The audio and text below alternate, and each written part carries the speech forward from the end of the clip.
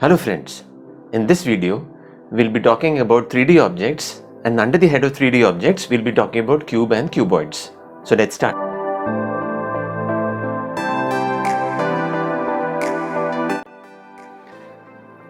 Now, this being the second video in continuation to the first one that we had already taken on cube and cuboids, in which we focused on the mensuration part of cubes, 3D objects, and we are basically talking about prisms. So we talked about the mensuration part of prisms, and under the head of prisms we had talked about cubes and cuboids. So can we give a new name now to cube and cuboids, because as it is you would have revised whatever we discussed in the first video. So can we say that the cubes and cuboids can be called as parallelopiped structures? And why do we say this? Because you know that now the answer comes from here only, this discussion that we had done. So we can call them as parallelopiped. This is the new name which comes to my mind at this stage. Okay, so today we'll be talking about, in this video, we'll be talking about point number 3 to point number 6, and then we'll be talking about the final inferences that we would have from point number 3 to point number 6. Okay, now, so we'll be giving the logical reasoning aspect today. Definitely logical reasoning or analytical reasoning cannot be done without mathematics, but we will be giving the logical reasoning angle to this discussion in this video. Okay, so now this is a cube or a cuboid that we have taken. So let's say that this is a prism that we have taken, wherein the top and the bottom surface of a prism is a quadrilateral. So the moment I say a quadrilateral, we know that cubes and cuboids fall under the category of quadrilaterals only. Okay, given the fact that the vertex angle of the quadrilateral taken, I mean each vertex angle should be equal to 90 degrees, and we know that when we talk about quadrilaterals in which each vertex angle of a quadrilateral is equal to 90 degrees, we have only two such quadrilaterals. One is a square and the other is a cuboid. Okay, so now in this cube or a cuboid or a parallelopiped, let me talk about the face FGDE. So I am talking about this face FGDE. Now every face, so now when I am saying FGDE, I am basically talking about the lateral face. We are basically talking about a lateral face, and we know that whether it is a cube or a cuboid, it has 4 lateral faces and one top and one bottom, and we are talking about non-hollow structures. Non-hollow means, I mean all the 6 faces are built and they are closed. I mean there is no point which is open, though we can talk about those cases also, but not today. Okay, so now if I talk about a lateral face will always have adjacent faces, and along with adjacent faces we'll be having opposite face to that lateral face also. So let us see every face of a cube or a cuboid will have how many adjacent faces and how many opposite faces, and how many of them would be lateral faces or how many of them would be top or bottom faces. This is what we are going to discuss. Okay, so now can I say every lateral face will have how many adjacent faces? So one is this, the other one is this, the other one is this, and the other one is this. So which all did we talk about? We talked about every face, especially every lateral face now will have 4 adjacent faces. And if I'm talking about the face, I'm basically talking about this face. So this will have a top face which is adjacent to it, the lateral face and a lateral face which will be adjacent to it. And other than this, the bottom face also would be an adjacent face. So can I say for every lateral face, we will have 2 adjacent lateral faces, one top and one bottom lateral face. Now please don't think that how is this going to help you. This is really going to help you, and we are getting into the depth of the topic, which is seldom to be seen elsewhere. right? What is the objective? The objective is to take it to an application stage. What is the application stage? Wherein you start getting questions, various type of questions on this. But before that, we are just trying to build up the basics along with various concepts. So this is one of the concept. Okay.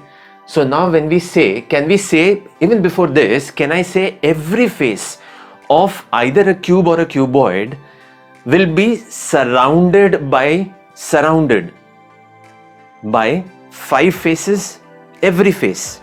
So we know that there are 6 faces, and every face, which is talking about a single face, will be surrounded by 5 other faces, out of which some of would be lateral faces and some of would be top and bottom, right? Taking it further, every lateral face will have 2 adjacent lateral faces, 1 adjacent top face, 1 adjacent bottom face, and 1 opposite face to it. Now this in any case would be a lateral opposite face. So I hope you understood it, right? So every lateral face now in total will have 3 lateral faces, either adjacent or opposite to them, and 2 top and bottom faces which will be adjacent to them only. Taking this forward, discussing point number 5 now. So now we are talking about the face ABGF. ABGF. Now ABGF is what? Is the top face. Now let us talk about what are the faces, or which are the faces which will be adjacent to them.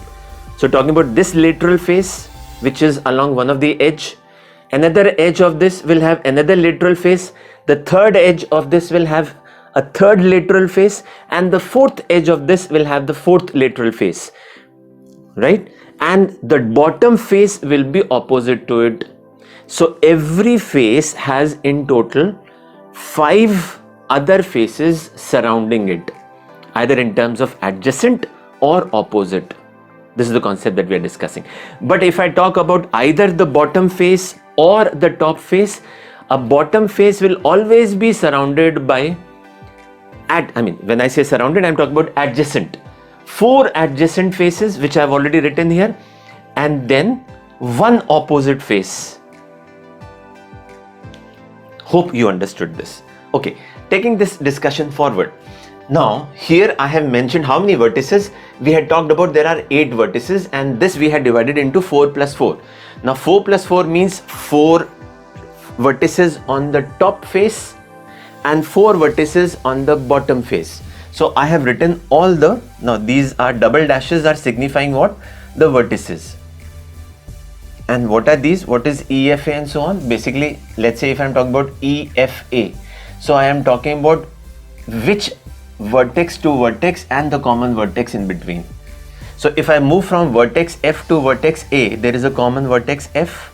At the same time, when I move from E to G or E to A, there is a common vertex in between, and the common vertex is F. So every time you come across a common vertex, you will have 2 roots. One root is this and the other roots is this. That means I can also combine a topic like roots along with this. Roots, R-O-U-T-E is what I am talking about. Okay. Last but not the least, here I have talked about edges, and I have written all the edges. Though we have already had a discussion earlier on this, but what I have done here is I have basically segregated the lateral edges. How many lateral edges will it have? So this is one of the lateral edge. Is this a lateral edge? No. This is a lateral edge, this is a lateral edge, this and this. These are 4 lateral edges. Then 4 edges at the top, and then 4 edges at the bottom, which is why we had written it as 4 plus 4 plus 4 is equal to a 12. Hope you understood this. Now, whatever we have done in these 2 videos, talking about the basics and the concepts, the mensuration part, and the logical reasoning or the analytical part, boils down to Euler's theorem. And the Euler's theorem is, if I talk about 3D straight line objects, we are basically talking about rectilinear objects, straight line, without a curve. So the number of faces plus the number of vertices should be equal to the number of edges plus 2, and you can derive it here. So if I say 6 plus 8 is a 14, which is equal to a 12 plus 2. This is known as the Euler's theorem. Okay, so I was talking about whatever we have learnt in these two videos has to be taken to a destination point in the interim, in between. So where to use all these concepts are the 4 points that I have written here. For example, if I take a cube or a cuboid and I paint it with a single color, I can paint all the faces with a single color. Even if I wish, I can paint all the faces with a different color, and then many other combinations in between. So here I am assuming a case wherein I am painting all the faces of the cube or a cuboid with the same color, and then I am cutting it into number of pieces. Now when I am cutting it into number of pieces, these pieces may be cuboidal in shape, maybe cubical in shape, maybe something other than cuboid and cubical also, which we will not be talking about in this video. We'll be talking about in other videos, but just for the time being, how to use whatever we have learnt. So if I take a single cube, for example, and if I cut it into number of pieces which are cubical in format, which are cubical in shape, and I want to know that after painting all the 6 surfaces with the single color, now the cubes that have been cut, the smaller ones, how many of those cubes will have no face which was painted? So this is possible only when I remove the crust part. I mean, the crust here is, I'm talking about the boundary. So if I remove the boundary and if I take out the shell from inside, I'll come across what? I'll come across basically, it's basically, what are we talking about? We are talking about shearing. I mean, you are just trying to remove all the 6 sides which were painted, and from inside you are taking out a cube or a cuboid which essentially will not be painted from any of the sides, right? So as of now we'll be talking only this, but later on when we'll be doing some more videos on this, then we will talk about how many pieces which had none of the sides painted. Now when I say exactly one face of the pieces that were cut, exactly one face was painted. So if I take this entire cube, let's say that this is the cube that has been cut out of a bigger cube, and I'm interested in knowing which face of this, I mean exactly one face would be painted. So exactly one face will be painted only when I talk about the face of a cube, the side of a cube, one of the sides. So exactly one face of the pieces are painted is basically dependent on what? It is basically dependent on the concept of faces. Now if I want to know that how many cubes that have been cut, the smaller cubes that have been cut into after you painted the bigger cube and then you had cut it into smaller parts. So how many smaller cubes will have exactly 2 faces which are painted? Now exactly 2 faces will be those ones which will be decided by the edge, because the edge you'll have this face and the other face which will be painted.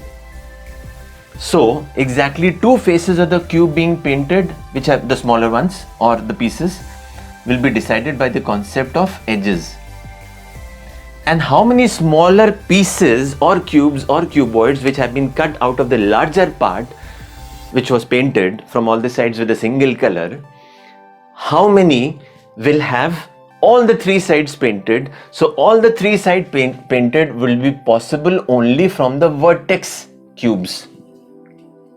So this is nothing but this is dependent on the concept of vertices. We shall discuss this thing in detail in our subsequent videos. So if you feel that something knowledgeable, really knowledgeable has been discussed in these 2 videos, please like our video and subscribe to our channel. If you have already done so, click on the bell icon and select all so that you start receiving updates from us regularly. Thank you so much. Until next we meet, goodbye.